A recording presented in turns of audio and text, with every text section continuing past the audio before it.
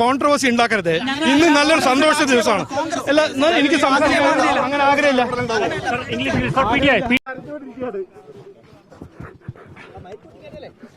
2000 kilometre ഞാൻ ഓടിയിട്ടുണ്ട്. അതുകൊണ്ട് ഇത്രയും സന്തോഷം നൽകുന്ന വേറെ ദിവസമില്ല അച്ഛാ. അതുകൊണ്ട് ഇത്രയും ദിവസം നമ്മുടെ പരിശ്രമം അത് ഫലം കണ്ടിട്ടുണ്ട്. അടിപൊളി. അങ്ങനെ ഛത്തീസ്ഗഡ് നാടകത്തിനൊരു ശുഭപര്യവസാനം. എല്ലാവരും ഹാപ്പി. 9 ദിവസത്തോളം ജയിലറയിൽ കിടന്ന നമ്മുടെ കന്യാസ്ത്രീ സഹോദരിമാർക്ക് മോചനം. അവർ ഹാപ്പി. അവരെ പുറത്തിറക്കാൻ വേണ്ടി അഹോരാത്രം കഷ്ടപ്പെട്ട BJP നേതൃത്വം അത് അവരവകാശപ്പെടുന്നതാണ് കേട്ടോ. അവർക്ക് വലിയ ആശ്വാസവും ഹാപ്പിയാണ്. പിന്നെ UDFകാർ ബഹു ഹാപ്പി. ഇതിൽ പരം ഒരു ആനന്ദത്തിന് ഇനി മറ്റെന്ത് വേണം? LDFകാരുടെ കാര്യമാണ് കഷ്ടം. അവരുടെ കാര്യം നമുക്ക് അങ്ങോട്ട് മുഴുവൻ പറയാൻ പറ്റില്ല. അതിന് കാരണമുണ്ട്. അത് നമുക്ക് വഴിയെ പറയാം. ഫേസ് മലയാളത്തിൻ്റെ പുതിയൊരു എപ്പിസോഡിലേക്ക് എല്ലാവർക്കും സ്വാഗതം. ഈ ചാനൽ ഇതുവരെയും സബ്സ്ക്രൈബ് ചെയ്തിട്ടില്ലാത്തവർ സബ്സ്ക്രൈബ് ചെയ്യുക, ബെല്ലൈക്കൺ എനാബിൾ ചെയ്യുക. ഏറ്റവും പുതിയ വാർത്തകളെ ആസ്പദമാക്കിയുള്ള ചർച്ചകളിലേക്ക് എല്ലാവർക്കും സ്വാഗതം. നിങ്ങളുടെ അഭിപ്രായങ്ങളും കൂടെ കമൻറ്റ് ബോക്സിലിടണം. അപ്പോൾ നമ്മൾ പറഞ്ഞു വന്നത് ഛത്തീസ്ഗഡ് എപ്പിസോഡാണ്. അത് ഇന്നലെ ഏറെക്കുറെ അവരുടെ ജാമ്യം കിട്ടിയതോടുകൂടെ ഒരു സെമി ഫൈനൽ കഴിഞ്ഞു എന്ന് പറയാം. ഫൈനൽ കിടക്കുന്നതേ ഉള്ളൂ കേട്ടോ, പറയാൻ പറ്റില്ല. ശരിക്കും ഒരു കുടുക്കിൽപ്പെടുത്തിയിട്ടാണ് അതവിടെ നിന്നിരിക്കുന്നത്. ഒരു സെമി ഫൈനൽ എന്ന് പറഞ്ഞാൽ വളരെ സസ്പെൻസുള്ളതാണ്. ചില സിനിമകളിൽ ഇൻ്റർവെൽ അങ്ങനെ സസ്പെൻസിൽ കൊണ്ട് നിർത്തുക, അതുപോലെ ഒരു സസ്പെൻസിൽ നിർത്തിയിട്ടാണ് ഈ ബെയിൽ അനുവദിച്ചിരിക്കുന്നത്. കാരണം NIAക്ക് ഈ അന്വേഷണം വിട്ടിരിക്കുകയാണ്. അപ്പോൾ കറക്റ്റാ തല വെച്ചു കൊടുത്തിരിക്കുകയാണ് അവിടെ. ഇനിയിപ്പോൾ എന്താ സംഭവിക്കുകയെന്ന് അറിയില്ല. അപ്പോൾ അതങ്ങനെ നീണ്ടുപോകും, അത് കാണിച്ച് ഭയപ്പെടുത്തും. അപ്പോൾ അതൊക്കെ അടുത്ത് വരാൻ പോകുന്ന ഒരു എപ്പിസോഡിൻ്റെ കഥയാണ്. അപ്പോൾ തൽക്കാലികമായിട്ട് ആ വലിയൊരു ആശ്വാസത്തിലാണ് എന്നുള്ള കാര്യത്തിൽ തർക്കമില്ല. അപ്പോൾ നമ്മൾ UDFൻ്റെ ആൾക്കാർക്ക് വലിയ ഹാപ്പിയാണെന്ന് പറഞ്ഞു. LDFൻ്റെ കാര്യമാണ് നമ്മൾ പറഞ്ഞു വന്നത്. അതത്ര ഹാപ്പി അല്ല എന്ന് പറയാൻ കാരണം എന്താ അറിയുമോ? കുറച്ചു കാലം മുമ്പ് ഒരു പൗരത്വ ഭേദഗതി ബില്ല് വന്നപ്പോൾ അതിനെതിരെ ഇന്ത്യയിലാകമാനവും കേരളത്തിലും വലിയ കോളുകളൊക്കെ ഉണ്ടാക്കി പ്രതിഷേധിച്ചത് ആരായിരുന്നു? LDF ആയിരുന്നു. നടന്ന കേരളത്തിൻ്റെ അങ്ങേയറ്റം മുതൽ മറ്റേയറ്റം വരെ ഇന്ത്യയിൽ അവർക്ക് സ്വാധീനമുള്ള മേഖലകളിലൊക്കെ അവർ മുസ്ലിങ്ങൾക്ക് വേണ്ടിയിട്ട് വലിയ നെഞ്ചത്തടിച്ച് നിലവിളിച്ച് നടന്നു. പക്ഷേ ലോക്സഭാ തെരഞ്ഞെടുപ്പ് നടന്നപ്പോൾ എന്താ ഉണ്ടായത്? ചതിച്ചു. മുസ്ലിം വിഭാഗം കൂടെ നിന്നില്ല. അതിൻ്റെ അർത്ഥം എന്താ? തല്ലുകൊള്ളാൻ ചെണ്ടയും കാശ് വാങ്ങാൻ മാരാരും. ഇത് പണ്ട് ശബരിമല വിഷയത്തിൽ ഉണ്ടായതാണ് കേട്ടോ കേരളത്തിൽ. അന്ന് തെരുവിൽ തല്ലുകൊണ്ടത് മുഴുവൻ BJPക്കാർ. പക്ഷേ ഇലക്ഷൻ നടന്നപ്പോൾ അത് മുതലെടുത്തത് UDFകാർ. അവർക്കായിരുന്നു സീറ്റുകൾ വാരിക്കൂട്ടാൻ പറ്റിയത്. BJPക്കാർക്ക് അതിൻ്റെ ഗുണം കിട്ടിയില്ല. അവർ മുഴുവൻ അടി കൊണ്ടു, കേസായി എന്ന് മാത്രം. എന്തായാലും ഈ എപ്പിസോഡിലും എന്തെങ്കിലും തരത്തിലൊരു ഗുണം കിട്ടുകയാണെങ്കിൽ അത് UDFന് തന്നെ ആയിരിക്കും. കാരണം BJPക്ക് പരിക്കാണ്.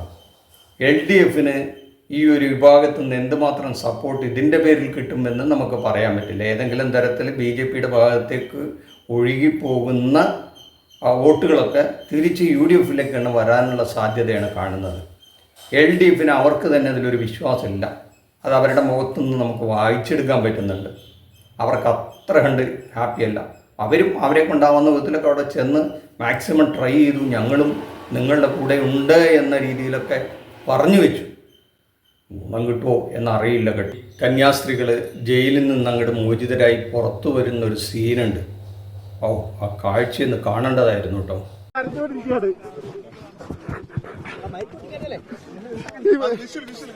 ഈ മനുഷ്യ ഒരാഴ്ചക്കാലം എൻ്റെ കൂടെ ഇദ്ദേഹത്തെ MLA അല്ല, എൻ്റെ സഹോദരനാണ്.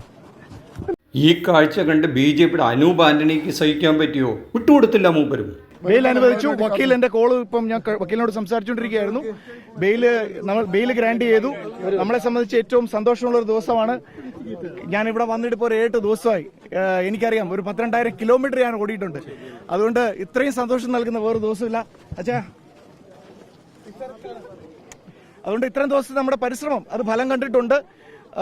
ഒരു വലിയ സന്തോഷത്തിന്റെ ദിവസമാണ്. ഞങ്ങൾ കൂടെ ഉണ്ടാവും, ഞങ്ങളെന്ന് ഉറപ്പ് നൽകിയിരുന്നു. ആ കൂടെ ഉണ്ടെന്ന് ഇപ്പോഴും ഞങ്ങൾക്ക് പറയുമ്പോൾ വലിയ സന്തോഷമുണ്ട്. കന്യാസ്ത്രീയുടെ സഹോദരനെ കെട്ടിപ്പിടിച്ച് റോജി അങ്ങനെ ആലിംഗനം ചെയ്ത് പിടിവിടുന്നില്ല. ആ സഹോദരനാണെങ്കിൽ എൻ്റെ അനിയനാണ് എന്ന് പറഞ്ഞ് കെട്ടിപ്പിടിക്കുകയാണ്.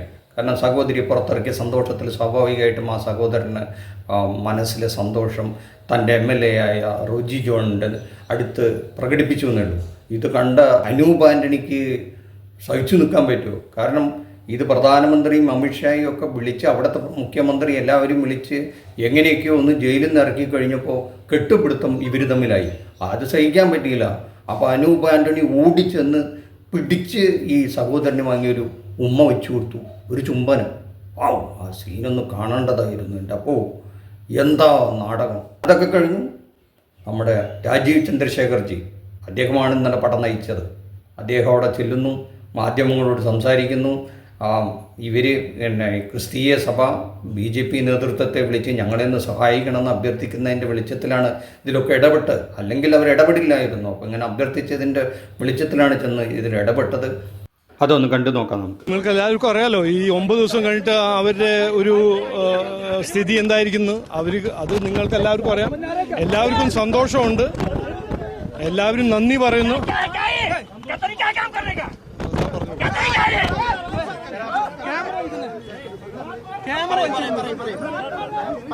അല്ല, ഞാൻ പറയാൻ ആഗ്രഹിക്കുന്നത്, ഇന്ന് നീണ്ടിട്ടൊന്നും സംസാരിക്കുന്നില്ല, ഇതൊരു സന്തോഷത്തിന്റെ ദിവസമാണ്. മാധ്യമപ്രവർത്തകർ വലിയ ദുഷ്ടന്മാരാണല്ലോ. അവർ ഈ വേണ്ടാത്ത ചോദ്യങ്ങളൊക്കെ, നിങ്ങൾ തന്നെയാണ് അവരെ ജയിലടച്ചത്, നിങ്ങൾ തന്നെയാണ് അവരെ രക്ഷിക്കുന്നത് എന്ന് പറഞ്ഞപ്പം ആൾക്കങ്ങോട്ട് കോപം വന്ന് ആ രംഗത്തുനിന്ന് പോകുന്നൊരു സീനുണ്ട്. ഞങ്ങളോട് 5-6 ദിവസം മുമ്പേ സഭ വിളിച്ച് സഹായിക്കണം എന്ന് പറഞ്ഞു. ഞങ്ങൾ സഹായിക്കാൻ ഇറങ്ങി. ഞാൻ ഇന്നലെയും പറഞ്ഞു, മിന്നാന്ന് പറഞ്ഞു, നിങ്ങൾ ഒരു കോൺട്രവേഴ്സി ഉണ്ടാക്കരുത്, ഇന്ന് നല്ലൊരു സന്തോഷ ദിവസമാണ്. അല്ല, എനിക്ക് അങ്ങനെ ആഗ്രഹമില്ല. നമ്മുടെ ചാനലുകാർ അത് സ്വാഭാവികമായിട്ടും ചർച്ച നടത്തുമല്ലോ. അപ്പോൾ വൈകുന്നേരം നമ്മുടെ റിപ്പോർട്ടർ TV നമ്മുടെ ഡോക്ടർ അരുൺകുമാറിൻ്റെ ചർച്ച, അതിൽ BJPയുടെ പ്രതിനിധി വന്നു. നമുക്കൊന്ന് കണ്ടു നോക്കാം അതെന്താണ്. കുറെ കാര്യങ്ങൾ പേഴ്സണലി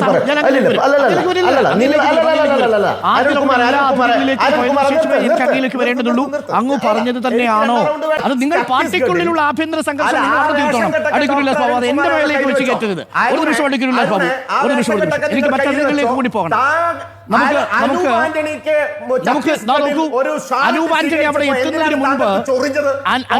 അവിടെ എത്തുന്നതിന് മുൻപ് റോജി എം ജോണിന്റെ ശരീരത്തെ കെട്ടിപ്പിടിച്ച് ആ സഹോദരൻ കരയുന്ന കാഴ്ചയാണ് താങ്കൾ കാണുന്നത് ഉല്ലാസ് ബാബു. എന്നിട്ടൊരു നാണവും ഇല്ലാതെ, ഒരു ഉടുപ്പും ഇല്ലാതെ അദ്ദേഹത്തിന്റെ തോളിൽ കൈയിടാൻ എങ്ങനെ തോന്നി അനൂപിന്? അതാണ് എന്റെ ചോദ്യം. ഈ ചോദ്യം അനൂപ് ആന്റണിക്ക് അറിയാം. ഉല്ലാസ് ബാബു, ഒരു നിമിഷം.